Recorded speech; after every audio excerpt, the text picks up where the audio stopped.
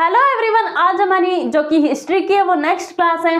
कल की क्लास में हमने देखा था कि सिंधु घाटी सभ्यता के बारे में हमने देखा था, यानी हमने सिंधु घाटी सभ्यता के बारे में क्या क्या पढ़ लिया। एक बार रियलाइज करो कि हमने सब सिंधु घाटी सभ्यता के प्रमुख स्थलों को पढ़ा, उनके जो कि नगर नियोजन है उनको पढ़ा, सामाजिक आर्थिक राजनीतिक या आर्थिक स्थिति को भी हमने पढ़ लिया, उनकी लिपि व भाषा को देखा, उनका संस्कृति में कौन सा योगदान था, यानी उनकी मोहरे वो या मूर्ति वगैरह ये सब हमने पढ़ लिया है।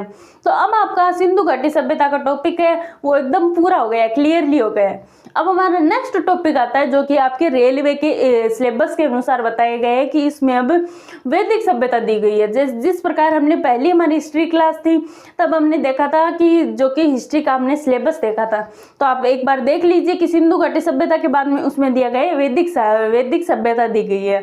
तो वैदिक सभ्यता में पहले हम पढ़ेंगे कि वैदिक साहित्य क्या होता है, फिर हम पढ़ेंगे वैदिक सभ्यता के बारे में। जिस प्रकार हमने सिंधु घाटी सभ्यता की जो कि सामाजिक आर्थिक स्थिति वगैरह पढ़ी थी, उसी प्रकार हम वैदिक सभ्यता के बारे में पढ़ेंगे और हम देखेंगे कि जो कि सिंधु घाटी सभ्यता के लोग और वैदिक सभ्यता के लोग कितने विकसित हो गए हैं, ये सब हम आगे बढ़ेंगे। तो आज की क्लास में आपका एक नया टॉपिक आएगा, वैदिक साहित्य। अब आप अगला हेडिंग डालिए, वैदिक साहित्य। वैदिक साहित्य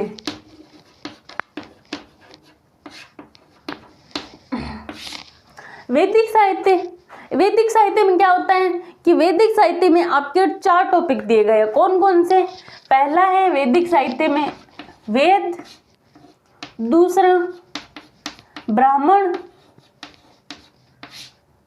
तीसरा उपनिषद और चौथा अरण्य। ये 4 चीजें हैं जो कि आपके वैदिक साहित्य में दी गई है। कौन कौन सी? वेद, ब्राह्मण, अरण्य, उपनिषद। अब इन चारों को हम एकदम विस्तार से पढ़ेंगे। पहले वेद को पढ़ेंगे, फिर ब्राह्मण, उपनिषद, अरण्य, इनको हम एकदम विस्तार से पढ़ेंगे। और आपके वैदिक साहित्य कौन कौन से नहीं है एक बार वो भी देख लेते हैं कि पहला है आपका वेदांग हो गया, पुराण हो गया, उपवेद हो गया और रामायण हो गई, महाभारत हो गई।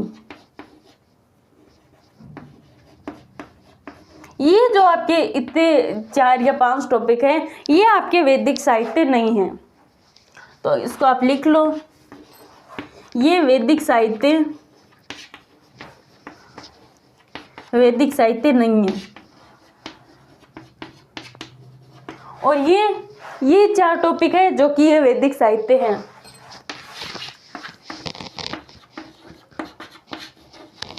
वैदिक साहित्य हैं।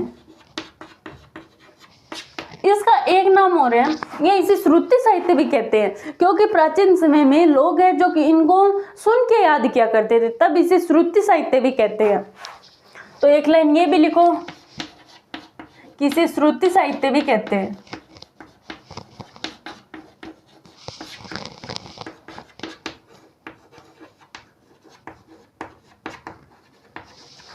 अब हम वैदिक साहित्य में हमारे 4 टॉपिक हो गए और वैदिक साहित्य में हमारे नहीं है जो कि वेदांग, पुराण, उपवेद, रामायण, महाभारत, इनको भी हम पढ़ेंगे और इनको भी हम पढ़ेंगे।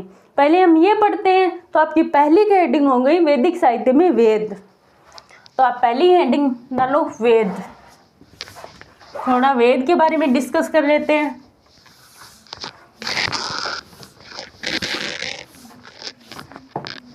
पहला टॉपिक आपका वेद। अब वेदों का अर्थ क्या होता है? वेदों का अर्थ होता है ज्ञान।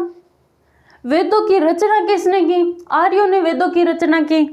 वेदों का संकलन किसने किया? यानी आर्यों ने वेदों की रचना की, उनका सारों का संकलन किया कृष्णद्वैपायन वेदव्यास जी ने। यानी कृष्णद्वैपायन वेदव्यास जी ने वेदों का संकलन किया और वेदों की जो कि स्थापना है, वेदों की रचना आर्यों ने की। आर्यों का अर्थ क्या होता है? आर्यों का अर्थ होता है जैसे श्रेष्ठ होता है, कुलीन होता है या सज्जन लोग होते हैं, उसे आर्य कहते हैं। तो ये सब बातें लिखते हैं।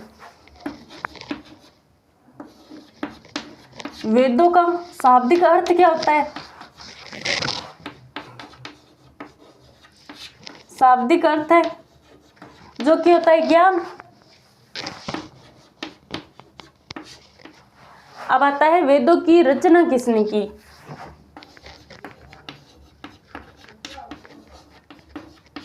वेदों की रचना है वो किसने की? आर्यों ने। आर्य कहाँ से आए थे? आर्य आए थे मध्य एशिया से। उनको हम आगे पढ़ेंगे। और वेदों का अर्थ क्या होता है? सॉरी, आर्यों का अर्थ, यानी आर्यों का अर्थ क्या होता है? आर्य किसे कहते हैं?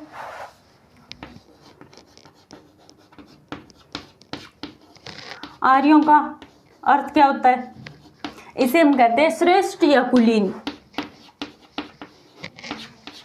श्रेष्ठ या कुलीन, यह सज्जन लोग भी कहते हैं। इन सबको हम आर्य कहते हैं। अब वेदों का संकलन किसने किया? जैसे ऋग्वेद को लेके आए, यजुर्वेद को लेके आए, इन सब का संकलन किया था कृष्णद्वैपायन वेदव्यास जी ने। तो एक लाइन ये भी ऐड करो। वेदों का संकलन किसने किया?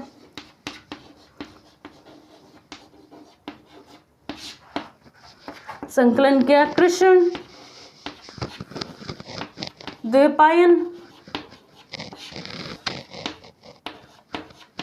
वेदव्यास जी ने, जो कि ये वेदों का संकलन किया था। ये हो गया वेदों का शाब्दिक अर्थ है जो कि ज्ञान होता है। वेदों की रचना है जो कि आर्यों ने की है। वेद जो कि आर्यों का ये अर्थ है वो होता है श्रेष्ठ या कुलीन। वेदों का संकलन है जो किया था कृष्णद्वैपायन वेदव्यास जी ने किया था। ये सब हमने वेद की जो की बातें पढ़ी। वेद नित्य होता है एकदम, और प्रमाणिक होता है, यानी इसका हमें प्रमाण मिलता है, और अपुरुष होता है। तो ये एक लाइन ये भी लिखो कि वेद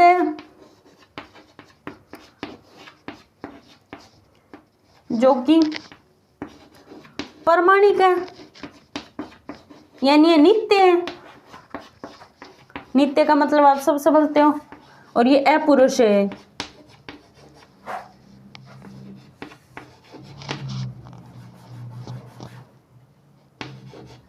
अपुरुष है। और वेदों की रचना करने वाली कोई वेद है, वेदों में जो कि मंत्र होता है, यानी कि वैदिक मंत्रों की रचना करने वाली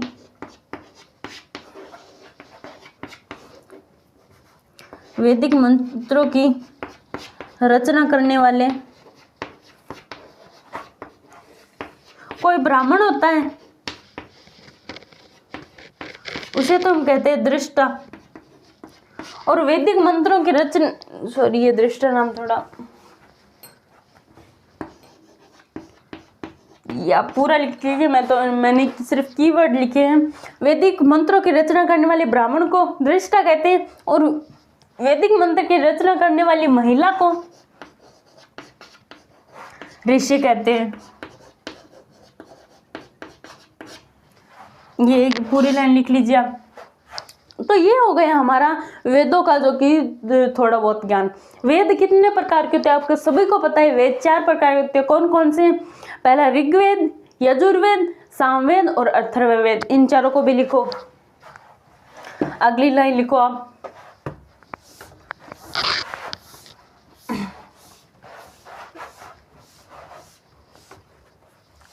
अगली लाइन होगी हमारी कि वेद है जो कि 4 प्रकार के होते हैं।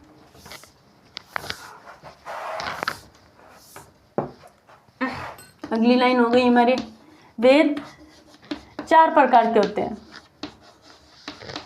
4 प्रकार के होते हैं। पहला कौन सा? ऋग्वेद। 2 नंबर यजुर्वेद। 3 नंबर ऋग्वेद, यजुर्वेद, सामवेद। और 4 नंबर हो गए हमारा अथर्ववेद। अथर्ववेद।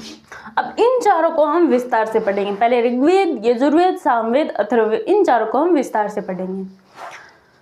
तो अगली हेडिंग डालिए आपकी ऋग्वेद। ऋग्वेद, अगली हेडिंग डालिए आपकी ऋग्वेद।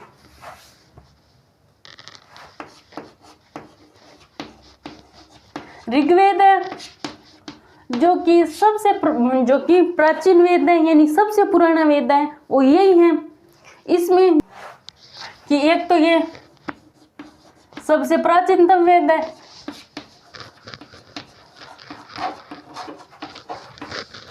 सबसे प्राचीनतम वेद है। दूसरा कि इसमें 10 मंडल है, 128 है जो कि सूक्त है, 1600 आपके जो कि इसमें श्लोक दिए हुए हैं, 1600 इसमें श्लोक है। तो ये हमारा जो कि ऋग्वेद का जो मोटा मोटी है, जो कि ये मतलब कि आप हिसाब से लगा सकते हो कि ये ऋग्वेद है जो कि कितना बड़ा है, जिसमें 10 मंडल हैं और 128 है जो कि सूक्त है, और 1600 है जो कि आप इसे जो कि श्लोक बोल सकते हो। ये हमारे ऋग्वेद का जो कि ये पूरा है। इसे आप श्लोक या इसे मंत्र भी बोल सकते हो। श्लोक या मंत्र एक ही बात होती है। इसमें 10 मंडल हैं। इसमें ये पहला और 10वां मंडल है जो कि बाद में ऐड किया गया था। एक लाइन ये भी लिखो कि पहला व 10वां मंडल, 10वां मंडल बाद में जोड़ा गया था,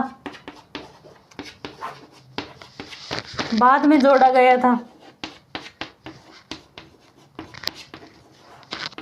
और दूसरे से लेके 7वें मंडल को इसे हम परिवार मंडल या वंश मंडल भी कहते हैं। एक लाइन ये भी ऐड करो, 2 से 7 तक के मंडल को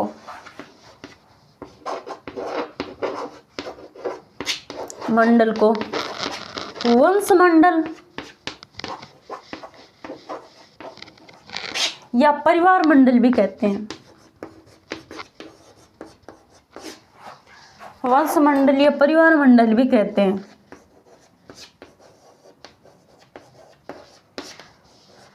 दो से लेके 7 मंडल को हम वंश मंडल या परिवार मंडल भी कहते हैं।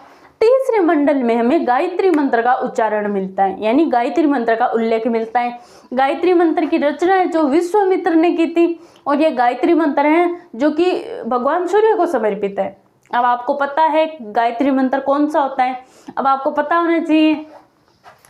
तो अगली लाइन ऐड करो कि तीसरे मंडल में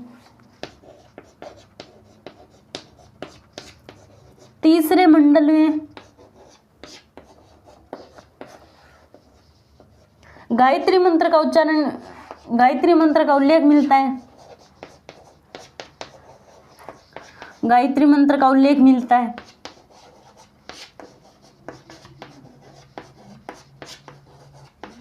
गायत्री मंत्र की रचना है जो कि महर्षि विश्वामित्र ने की थी।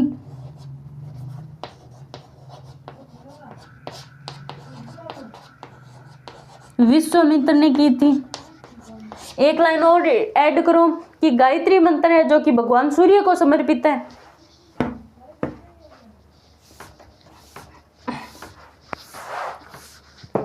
अगली लाइन ऐड करो, गायत्री मंत्र भगवान सूर्य को समर्पित है।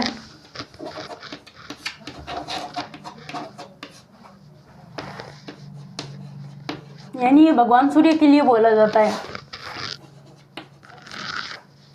ये हमारा तीसरा मंडल हो गया। अब हमें जो कि 7वें मंडल में 10 राजन या 10 राज्य सब युद्ध का उल्लेख मिलता है। 10 राजा जो कि भरत कबीले और 10 राजा के बीच में हुआ था, जो विश्वामित्र व सुदास के बीच में हुआ था। ये 10 राजन युद्ध है जो कि रावी नदी के तट पे हुआ था। तो ये लाइन भी ऐड कीजिए कि 7वें मंडल में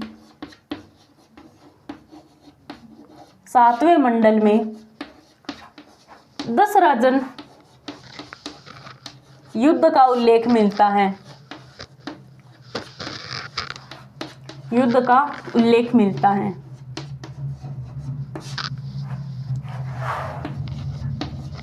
उल्लेख मिलता है जो कि रावी नदी के तट पे हुआ था। रावी नदी के तट पर हुआ था। और ये किस किस के बीच में हुआ था? राजा सुदास वर्सेस 10 राजा के बीच में जो कि युद्ध हुआ था। 8वें मंडल में विदुषी महिलाओं का उल्लेख मिलता है। विदुषी का मतलब आप सब समझते हो, जैसे लोपावती, कक्षावती, अपाला, उन सब का हमें उल्लेख मिलता है। ये कोई महान महिलाएं रही होगी वैदिक सभ्यता में। तो आप अगली लाइन ऐड करो कि 8वें मंडल में विदुषी महिलाओं का उल्लेख मिलता है। 8वें मंडल में विदुषी महिलाओं का उल्लेख मिलता है।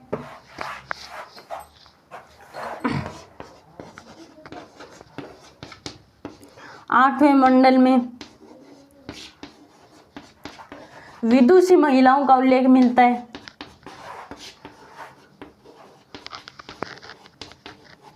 विदुषी महिलाओं का उल्लेख मिलता है।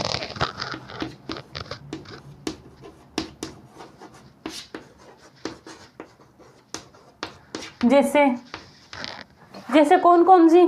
जैसे गोसा, सिक्ता, अपाला, लोपामुद्रा, ये सब महिलाओं के नाम है। कक्षावती, ये सब है जो कि महिलाओं का नाम है, जो कि ऋग्वेद के 8वें मंडल में विदुषी महिलाओं का उल्लेख मिलता है। और इसका नाम है गोसा, सिक्ता, अपाला, लोप। सोमरस आप सभी समझते हो, शराब होती है, उसे उस जमाने में सोमरस कहा जाता था। तो अगली लाइन ऐड करो कि 9वें मंडल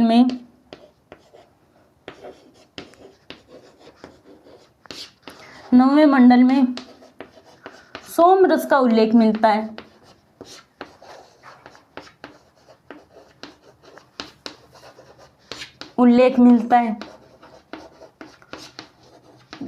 सोमरस है जो मुंजवत पर्वत पर पाया जाता है। मुंजवत पर्वत पर पाया जाता है।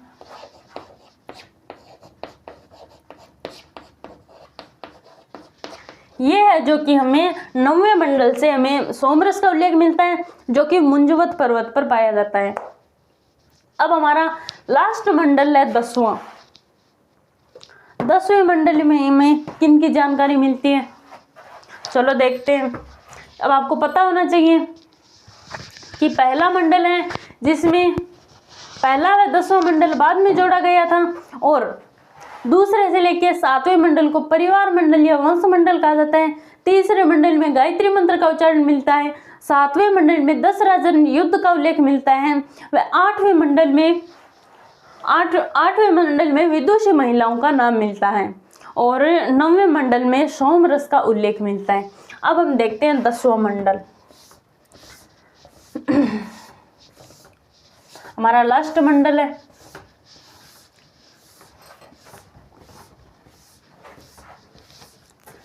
10वां मंडल है जो कि ऋग्वेद का सबसे बड़ा मंडल है। सबसे प्राचीनतम मंडल कौन सा था? सबसे प्राचीनतम मंडल और सबसे बड़ा मंडल है जो कि 10वां मंडल है। तो ये लाइन आप ऐड करो कि 10वां मंडल सबसे बड़ा मंडल है। सबसे बड़ा मंडल है जिसमें 10वां मंडल है जो कि सबसे बड़ा मंडल है। इसमें किन का उल्लेख मिलता है? इसमें उल्लेख मिलता है ब्राह्मण, क्षत्रिय,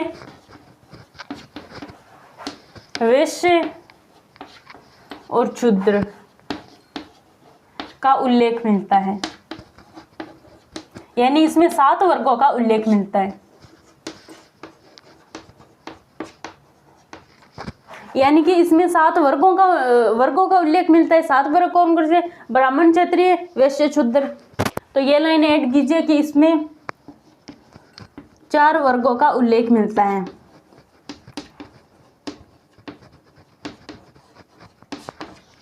शूद्र शब्द का सर्वप्रथम उल्लेख ऋग्वेद के 10वें मंडल में मिलता है। यानी शूद्र शब्द का में सर्वप्रथम उल्लेख ऋग्वेद में ही मिलता है। तो ये था आपका जो कि ऋग्वेद के 10 मंडल हो गए, 128 सूक्त हो गए और 1600 जो कि आपके मंत्र या श्लोक हो गए। तो आज की क्लास में हमने ऋग्वेद को पढ़ लिया। एक बात और कि ऋग्वेद, हर एक वेद का एक उपवेद होता है। तो ऋग्वेद का एक उपवेद है जिसे हम कहते हैं आयुर्वेद, उपवेद है जो कि आयुर्वेद। ये है जो कि ऋग्वेद का उपवेद है। हर एक वेद का एक उपवेद होता है। तो आज की क्लास में हमने ऋग्वेद को जो कि पढ़ लिया है। कल की क्लास में हम पढ़ेंगे यजुर्वेद को, सामवेद को, अथर्ववेद को। तो आज की क्लास में इतना ही पढ़ेंगे। और आप, अगर आपके लिए एक न्यूज़, आप हमारे टेलीग्राम चैनल को जरूर ज्वाइन कीजिए। जब आपका जो कि सिंधु घाटी सभ्यता का आपका टॉपिक पूरा हो गया, आपको इस बार टेलीग्राम चैनल पर हमारे क्विज मिल जाएगी, जिससे आप पता लगा सकते हो कि हमारे टॉपिक है जो कि कितना याद है कितना नहीं है।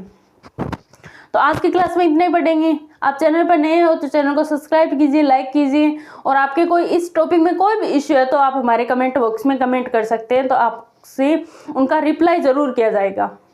तो मिलते हैं नेक्स्ट वीडियो में, तब तक के लिए जय हिंद, राधे राधे।